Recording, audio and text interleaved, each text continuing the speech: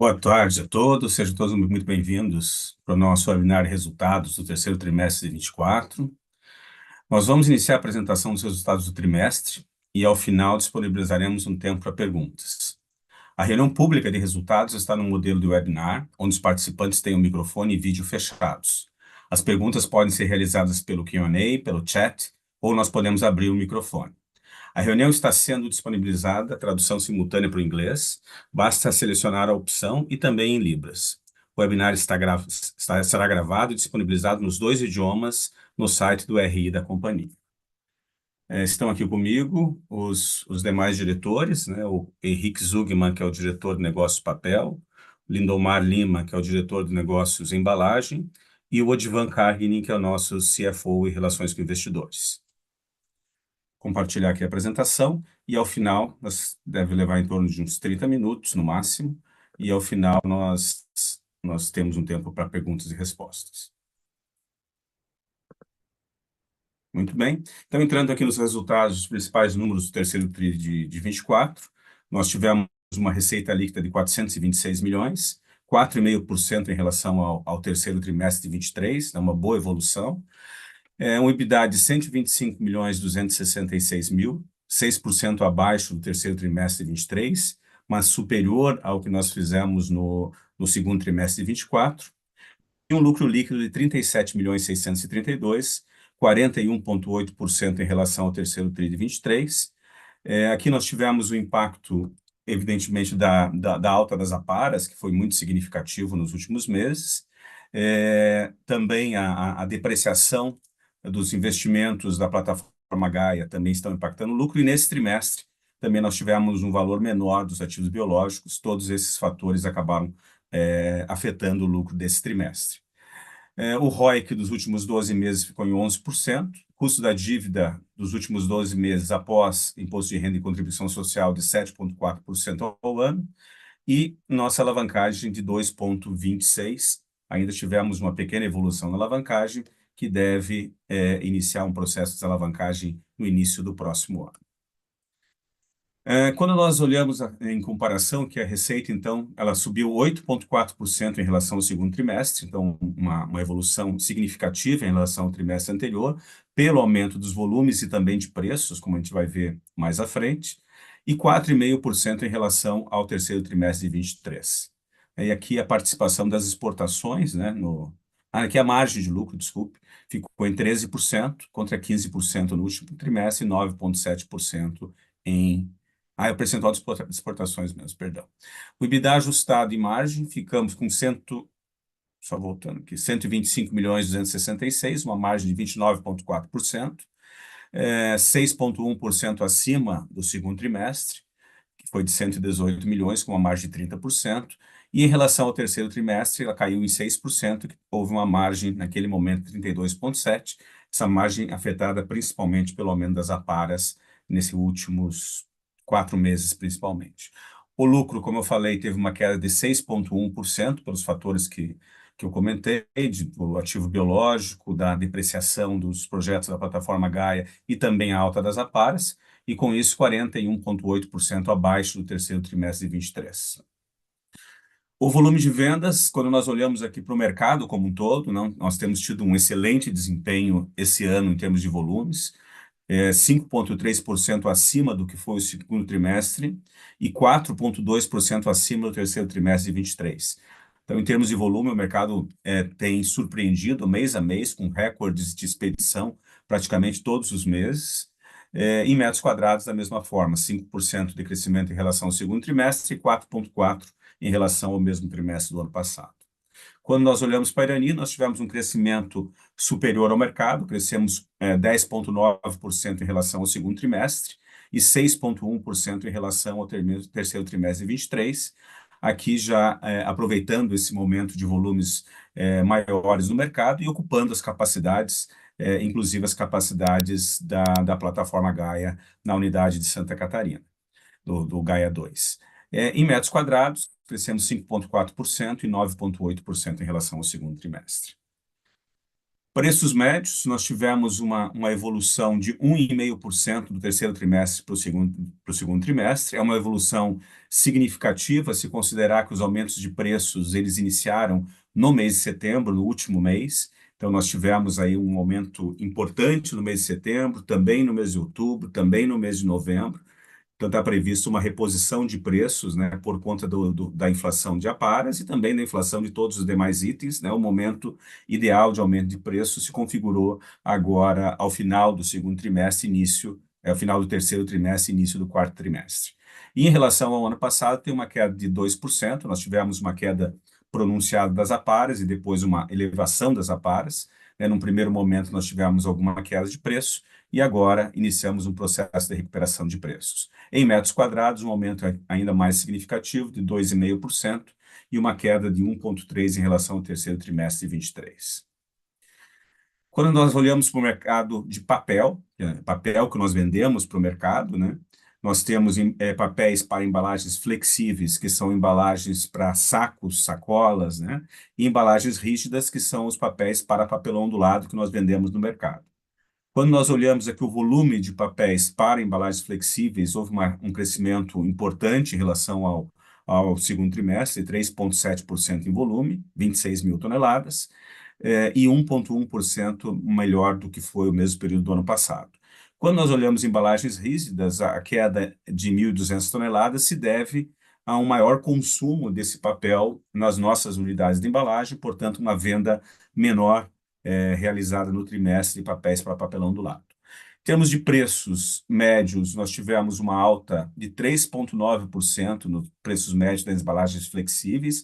Aqui acaba tendo influência do dólar e também de um mix um pouco melhor, mix de papel um pouco melhor do que nós tivemos no segundo trimestre, papéis com preços um pouco melhores. Isso faz com que o preço médio do trimestre tenha subido. E 0,8% em relação ao terceiro trimestre de 23. E os preços médios de embalagens rígidas, esses com preço 9% superior, em função das aparas, né? Então, o repasse para os preços dos papéis para o papelão do lado, ele é mais rápido que nas embalagens, então já houve um crescimento de 9% no preço, tem ajustes ainda acontecendo este mês, e também o ajuste maior se deu no mês de setembro, então aqui como é preço médio, a gente tem um aumento de 9% e 8% em relação ao mesmo período do ano passado. Quando nós olhamos a evolução do preço das aparas, que acaba sendo o grande vilão de resultados nesses dois últimos trimestres, né?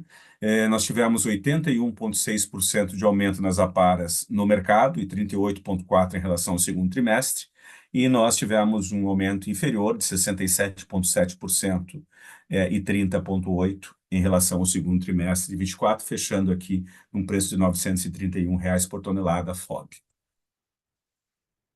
Quando entramos no negócio resina, nós estamos num período de baixa entre safra, então tivemos um volume menor do que o segundo trimestre, sazonal, e também um volume um pouco menor do que nós tivemos no terceiro trimestre do ano passado. No entanto, tivemos uma boa evolução de preços, em função do aumento de preços em dólar e também pelo preço do dólar, que ajuda, porque esse produto é todo de exportação. Então, crescendo 36,6% o preço e 15,7% em relação ao segundo trimestre de 24, também demonstrando uma recuperação desse negócio que teve um ano bem difícil, o ano passado também bem difícil, mas já demonstra alguma recuperação com preços um pouco melhores no mercado internacional. Quando nós olhamos o endividamento, nós fechamos com uma dívida de 1.652.060, 586.089 de saldo de caixa e uma dívida líquida de 1.065.971, com uma alavancagem de 2,26, um custo médio da dívida antes do imposto de renda de 11,3% ao ano, nos últimos 12 meses, sendo 98% em moeda nacional e apenas 2% em moeda estrangeira, e 91% da dívida no longo prazo, apenas 9% no curto prazo, então um perfil de dívida bastante adequado, abaixo, inclusive, da nossa meta de alavancagem, que é de 2,5 vezes dívida líquida e EBITDA. O ROIC dos últimos 12 meses ele foi de 11% contra os 12,9% do segundo trimestre. Essa queda ela se deve aos projetos da plataforma Gaia, que estão iniciando a depreciação e também começam a capturar esse retorno aí nos próximos meses, retornando aos níveis típicos de ROIC que nós tivemos aí em 2021, 2020 e 2021. Já a partir do início do ano que vem, a gente já deve ter uma inflexão da curva de ROIC em função de melhores resultados e também da depreciação que vai ocorrendo dos nossos ativos. O programa de recompra continua ativo. Nós entendemos que o valor da ação atualmente não representa o valor intrínseco da companhia. Então, nós já concluímos 36,6% desse programa de recompra em 2024, que nós iniciamos no dia 25 de março, tem um prazo de 18 meses. Nós temos um limite de 10.651.000 ações ordinárias que podem ser compradas, e até 30/9 já havíamos comprado 3.897.400 ações. Quando nós olhamos aqui o dividend yield, fechou em 4,36%, né? Nos últimos 12 meses, com 132.483.000 de lucro e um dividend yield de 55 centavos por ação, 4,36%. E aqui, no terceiro trimestre especificamente, nós tivemos 0,04270 por ação, em função do lucro de 37 milhões que nós já mencionamos. Muito bem, quando nós olhamos aqui os investimentos da plataforma Gaia, estão praticamente todos concluídos, só estão em fase de execução. Os principais, né, que é o Gaia 1, Gaia 2, Gaia 3, já concluídos há algum tempo. As repotenciações das PCHs, nós estamos na fase de licenciamento, tem se estendido mais do que nós imaginávamos, mas já está no órgão ambiental, já superamos a fase com a ANEEL, agora está no órgão ambiental de Santa Catarina, e essas licenças devem ocorrer ao longo de 2025. E também temos a nova impressora para Santa Catarina, que está em trânsito do Japão para o Brasil. Nós devemos instalar essa impressora no início do ano que vem, na unidade de Santa Catarina. E a reforma da máquina número 5, que nós estamos na fase de engenharias, para o início do projeto ao longo de 2025, concluir em 2026. Esse trimestre nós tivemos algumas premiações importantes, né? Pela quarta vez, nós conquistamos o Troféu Transparência, que é um prêmio muito reconhecido das empresas que têm as melhores demonstrações financeiras, mais transparentes do Brasil na categoria de receita até 5 bilhões. Então, nós recebemos esse troféu pelo quarto ano consecutivo. Melhores empresas para trabalhar no Brasil, ficamos na 32ª melhor empresa para trabalhar no país. Pelo segundo ano consecutivo, nós fazemos parte do ranking das melhores do Brasil para trabalhar. Esse mês saiu também as melhores de São Paulo, ficamos em 8º lugar, também uma evolução em relação ao ano passado. E fomos selecionados pelo Prêmio Valor como a terceira empresa mais inovadora no setor de papel e celulose. Muito bem, aqui o nosso time que está aí para apoiar os nossos investidores, né? O Odivan, que é o nosso CFO e Relações com Investidores, o André Carvalho, que é o nosso gerente de Relações com Investidores, que são as pessoas que estão sempre em contato com o mercado, participando de lives e prestando informações ao mercado, os nossos analistas de Relações com Investidores, a Mariciane e o Ítalo, e também a Daniela, para novos negócios. E os nossos gerentes de finanças, o Emanuel, que é o nosso especialista financeiro, o gerente de contabilidade, o Evandro, o Alex, o coordenador de contabilidade, e a Giovana, nossa analista de novos negócios. Então, todo esse time é à disposição dos nossos investidores para prestar qualquer dúvida, qualquer entendimento sobre a empresa, estão sempre à disposição. Bom, em termos de apresentação, era isso. Acho que aqui eu já posso abrir para perguntas, Odivan, Sim. e podemos colocar Bom, todos aí na... boa tarde a todos. É um prazer aí falar com vocês aí mais um trimestre. Quem tiver pergunta pode ir colocando no chat ou no Q&A aqui na tela aqui da Zoom aí a gente vai passando. Aqui temos a primeira aqui do Stefan, do Citi. Tudo bem, Stefan? Ele pergunta o seguinte, são duas, na verdade. O preço de papelão do lado e papel flexível. Podemos esperar recomposição de margem em papelão do lado para o quarto trimestre, dado que o preço das aparas segue estável, e para o segmento de papéis flexíveis? E como estão enxergando os dois mercados para 2025? Essa é a primeira parte da pergunta sobre papelão do lado e embalagem flexível. E aí a outra pergunta é sobre plataforma Nels, se temos algum update que a gente possa compartilhar. Muito bem, então falando sobre o mercado de papel ondulado, o Lindomar pode complementar. Nós estamos na fase de ajustes de preços, né? Começamos os ajustes de preços no mês de agosto, mais fraco, daí em setembro foi um pouco mais forte, outubro nós tivemos um repasse importante, novembro tem mais algumas coisas que estão acontecendo, sim, devemos repor a inflação do período, talvez não toda a inflação de aparas, e nós imaginamos que as aparas elas estão estáveis e devem iniciar um período de queda no final desse ano. A gente já está vendo uma elevação do estoque de aparas no sistema todo. Então, nós imaginamos que a partir do mês de dezembro, janeiro, a gente já tem um início de queda das aparas, e com isso nós estamos com preços repostos em termos de inflação, e provavelmente as aparas no início de queda no ano que vem, né? Mercado tá muito bom nesse trimestre, tão bom quanto esteve no terceiro trimestre, então continua com volumes fortes, com expedições acima do mesmo mês do ano anterior. E a nossa expectativa é que se mantenha dessa maneira, né? Porque ele está o papelão do lado ele está muito vinculado ao setor alimentício, né? Aumento da massa salarial, desemprego em baixa, isso tudo provoca um consumo maior de alimentos, né? E afetando a nossa expedição diretamente, nós que temos mais de 70% dos volumes de papelão do lado no segmento alimentício, né? Lindomar, algum complemento aqui sobre papelão do lado? Perfeito, Sérgio. Muito bem. Embalagens Ok. flexíveis, o mercado está mais difícil em alguns segmentos, principalmente no segmento de sacaria acima de 80 gramas, que são os papéis da máquina um. Esses papéis, nós estamos nesse ano com mais dificuldade de venda desses papéis em função de o mercado internacional não ter se recuperado totalmente, e as empresas que normalmente exportam sacos ou exportam papéis Sacraft acabam direcionando esses volumes para o mercado interno. Então, a gente tem tido um pouco mais de dificuldade com os papéis para sacarias acima de 80 gramas, que são os papéis da máquina um. Esses nós temos um pouco mais de dificuldade, esperamos repor preços no ano que vem. Esse ano nós não temos expectativa de aumento de preço nesses papéis. Nos papéis da máquina 4, que são os papéis de baixa gramatura, nós já fizemos um repasse de preços esse ano, recompondo a inflação do período, e também os papéis da máquina 2, que são principalmente os papéis voltados para sacolas, que também nós já fizemos algum repasse e devemos repassar mais alguma coisa nesse último trimestre em função do aumento das aparas.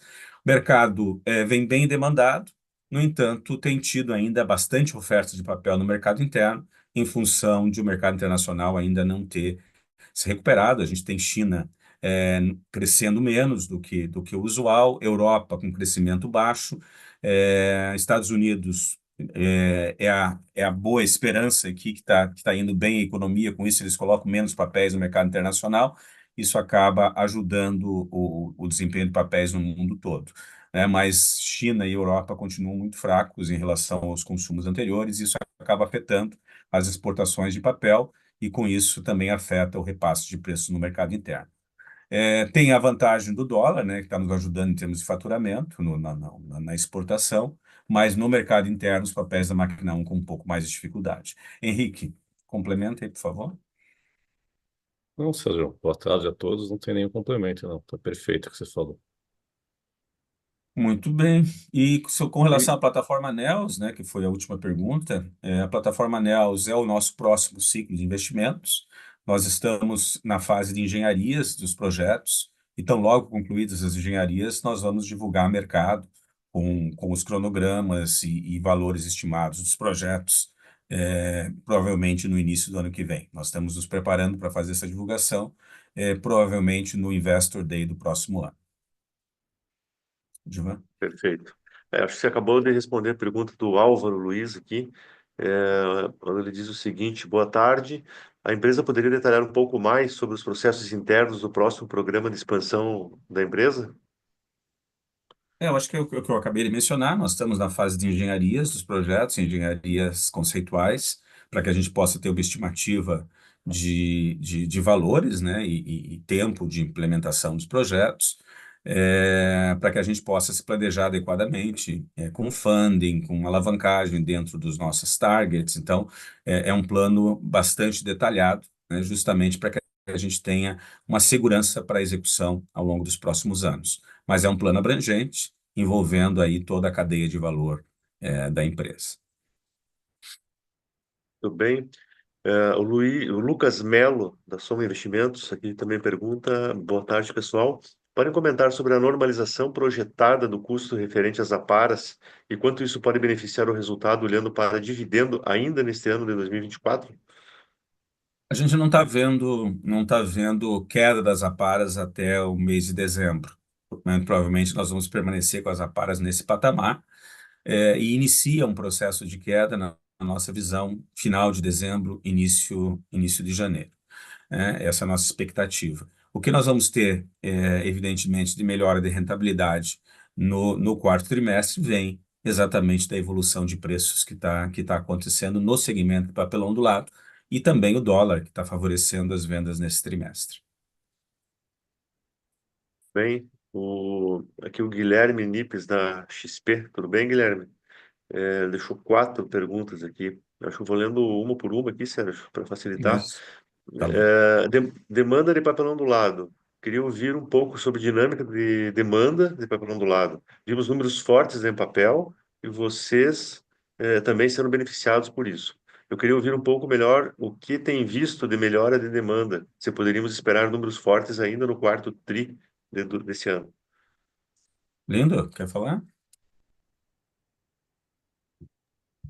Boa tarde a todos. De fato, você já comentou, né, Sérgio, anteriormente, né, o mercado realmente ele vem bastante demandado, né, a gente percebe isso também nos nossos negócios, as nossas fábricas praticamente operando com a capacidade tomada em termos de produção de embalagens sustentáveis e chapas de papelão do lado, e a gente sente que o quarto trimestre vai continuar na mesma batida, com previsões realmente bastante fortes para o quarto trimestre. Tudo bem? Aí a Muito segunda bem. pergunta dele E um dos é segmentos, só complementando a questão, um dos segmentos que tem uma projeção de crescimento importante, né, o segmento de carnes, né, de proteínas, é um segmento que nós temos uma exposição bastante grande, principalmente na unidade de Santa Catarina, o que favorece aí as projeções para o próximo ano. A segunda é sobre preços, né? Ouvimos sobre eventuais repasses de preços ao longo de setembro, outubro para papel anulado. Poderiam confirmar se os preços foram repassados e qual a magnitude dos aumentos? Os preços estão sendo repassados. Nesse último trimestre, nós tivemos um aumento médio de 1,5%.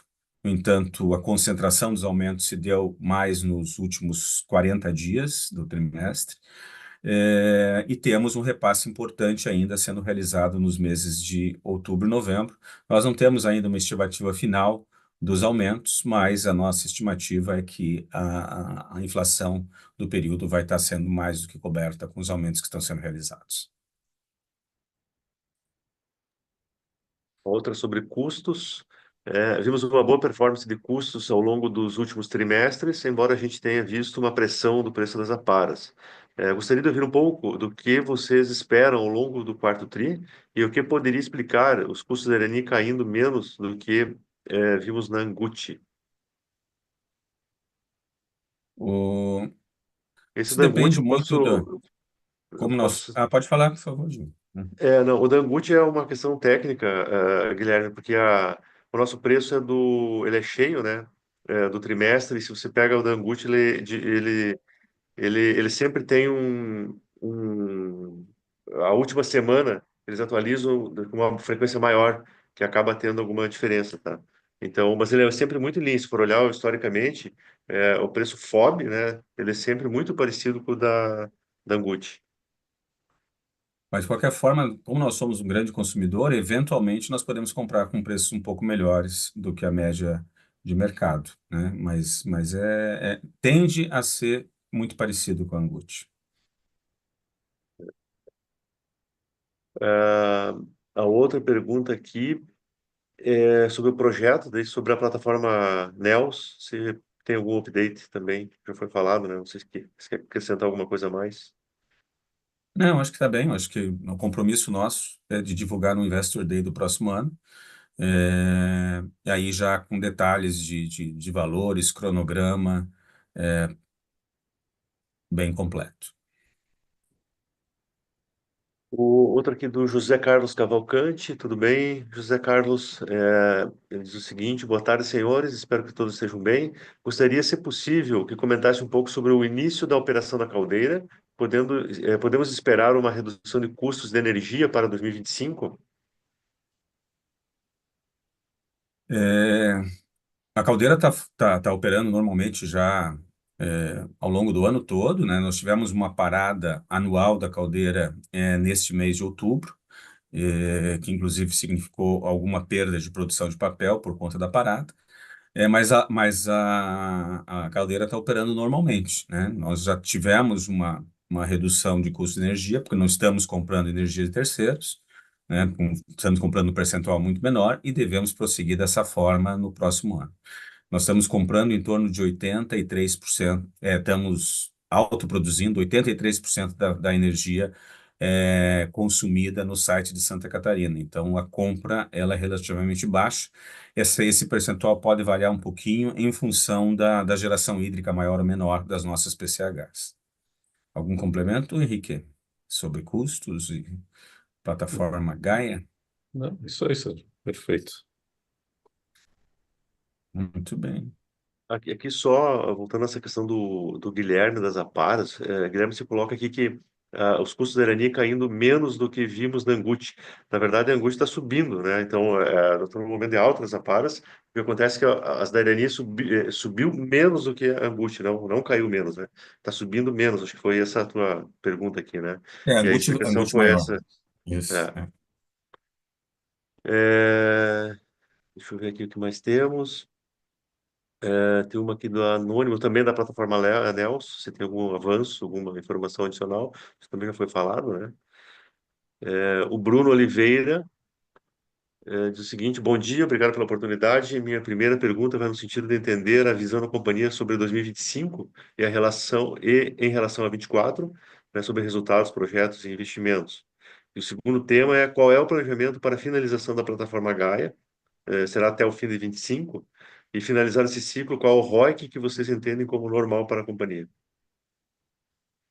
É, Vamos lá. 2025, na nossa avaliação, ele deve ser um ano muito parecido com o que está sendo 2024 em termos de volumes, volumes fortes o ano todo.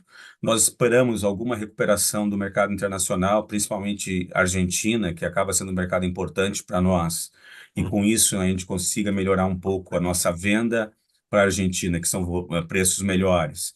E também ter um mix entre exportação e mercado interno um pouco melhor. Isso pode nos ajudar em termos de rentabilidade, né, da máquina, principalmente da máquina um, e tendo menos papel de outros players, né, no mercado interno por conta de um mercado externo mais favorável. Mas, de forma geral, a gente espera 2025 muito bem, né? Porque a dúvida é sempre o primeiro semestre, né? Mas quando a gente vê um segundo semestre do ano muito forte, né? A gente já pode garantir que o primeiro trimestre do ano que vem vai ser um trimestre bom de volume. E isso é extremamente importante, porque os volumes bons no primeiro trimestre garantem preços bons o ano todo. Porque a pressão por redução de preços, em que sazonalmente as capacidades estão menos ocupadas, é o primeiro trimestre. Então, o maior desafio que as empresas de reciclado têm é justamente a manutenção dos preços no primeiro trimestre. A partir do segundo trimestre, os volumes também são maiores e as capacidades mais bem ocupadas acabam não tendo muita pressão por redução de preços. Um fato que é importante é que alguns clientes começam a sentir falta de produto, né? E isso acaba sendo um tema muito importante, porque isso faz com que a pressão para a redução de preços, mesmo com sazonalidade mais baixa, reduz muito, porque os clientes eles têm receio de mudar de player e ficar sem fornecimento de papelão do lado no segundo semestre. Muito embora tenham novas capacidades, e todas as fábricas têm sempre algum gargalo que pode ser liberado ao longo do ano, mas a gente já vê o mercado muito pressionado em termos de volume, o que garante aí preços maiores e também menos pressão por baixo de preços em 2025. Então, sendo muito direto, nós esperamos um 2025 melhor inclusive do que foi 2024 em termos de preços e margens. E aí, até falando do ROIC, né, que foi a segunda parte da É pergunta, verdade. a gente deu para ver no release ali que ainda está com 2% de preço de embalagem menor do que o terceiro TRI do ano passado. Então, por um lado, entrou o retorno da plataforma Gaia, por outro, a gente perdeu performance por conta desse ajuste de preços, dessa queda de preços que teve nos últimos tempos.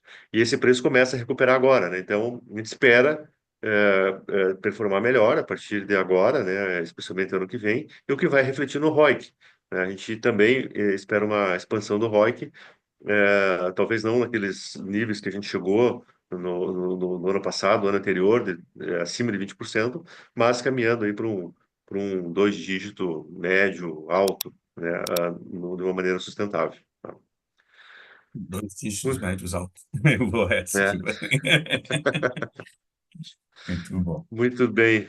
O Justin Fleshman também está perguntando aqui, mesmo com esses altos investimentos, há alguma mudança na política de investimento para 2025? Não, nenhuma. Na realidade, a gente tem um target de alavancagem. Nós exploramos bem para ficar próximos dos 2,5, que é o nosso target, e admitimos em períodos de investimentos mais robustos, né, no momento em que estamos fazendo investimentos, chegar até 3,5 vezes da alavancagem no máximo. Né? Não temos passado de 2,5 vezes desde 2020, quando foi o nosso re-IPO. Nós mantivemos a alavancagem sempre abaixo de 2,5. E somos bastante conservadores, né, na política financeira, justamente para poder estar tendo um pagamento de dividendos robusto para os nossos investidores, né? Porque quando a alavancagem está até 2,5 vezes, nós temos um payout de 50% do lucro. O José Carlos Cavalcante está com a mão levantada aqui. Poderia liberar o áudio para o José Carlos fazer pergunta? Opa, boa tarde a todos. Agradeço mais uma vez a oportunidade para estar realizando essa pergunta e até pedir desculpa aí pela ignorância. Mas as ações que vocês recompram, elas são postas em tesouraria e depois vocês cancelam elas ou vocês vendo a oportunidade, caso a ação suba muito, vocês podem vender elas a mercado e embolsar o lucro aí para a companhia? No último programa de recompra, essa é uma decisão que é tomada ao final do programa de recompra, mas no último programa nós cancelamos. Essa é a tendência, que nós cancelemos, e com isso também um benefício direto para os nossos acionistas atuais. Né? Tipicamente cancela, né? Eu não tenho histórico de ter vendido no mercado, mas é uma decisão do conselho, eventualmente pode ser que se faça dessa forma, tá? Mas não tem essa decisão ainda. Mas normalmente a nossa sugestão sempre é de cancelamento.